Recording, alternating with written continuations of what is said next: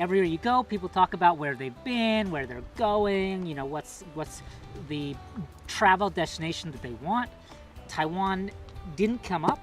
It was out of their radar, out of their zone of information. Well, can you give me the first reason, the main, biggest reason you think that people... Reason number one, they don't know about it. They just don't know. Yeah. And completely agree. And I speak from experience. 10 years ago, I did a backpacking trip. Everywhere you go, people talk about where they've been, where they're going, you know, what's the travel destination that they want. Taiwan didn't come up.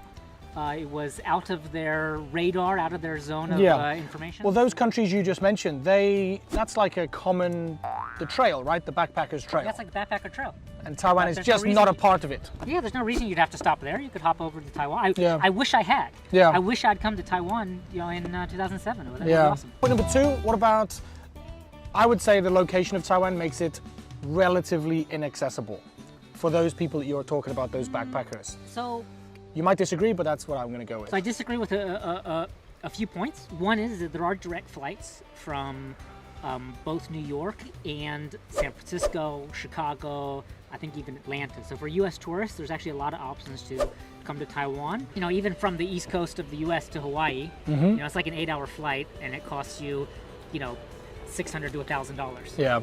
Well, from the west coast of the U.S. to Taiwan, it's like an 11-hour flight, and it costs you $600 to $1,000. Yeah. I mean, definitely with distance, you know, means less people will come. Yeah.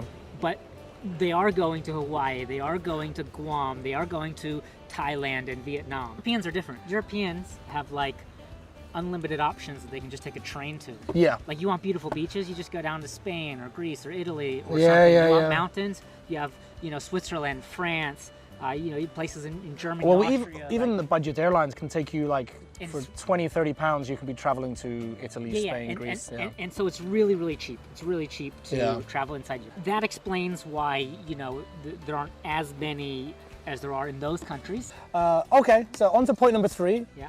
And this is something we mentioned yesterday. What did you want to talk about? The service of hotels or the level of hotels? Actually, a lot of what Western tourists like to do is sort of more luxury travel as well, which is what we were talking about. Yeah. And there's the hotel infrastructure here and hotel service that you would normally get is I've been to a lot of hotels in Taiwan where the rooms are amazing, and then for some reason the service is just like non-existent, or like they'll provide breakfast but it's nothing that a Western tourist would want to eat. So sometimes even luxury hotels, they have problems, especially out in the countryside. Like, you know, you go to Sun Moon Lake or you go to Kending and you stay in like a smaller hotel, and you spend like, you know, $4,000 or $5,000. You know, it's not luxury, but it's still expensive, and you know, you expect a bit more for that. Like, yeah, and I mean, something I didn't mention yesterday when we talked about it is the service. Of course, there's a language barrier which may put a lot of the personnel of a hotel, that may put them off.